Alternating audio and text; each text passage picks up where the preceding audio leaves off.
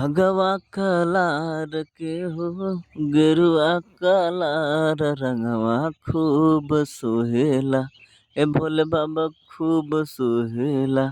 ए भोले बाबा लागल बा तोहर दरबार रंगवा खूब सोहेला। सावन में लागल बा तोहर दरबार रंगवा खूब सोहेला। भगवा कलार के हो गेरुआ कलार रंगवा खूब सोहेला। ए भोले बाबा लागल बा तोहर दरबार रंगवा खूब सोहेला। सावन में लागल बा तोहर दरबार रंगवा खूब सोहेला। झिम झिम बरसे इहे सावन के बदरिया।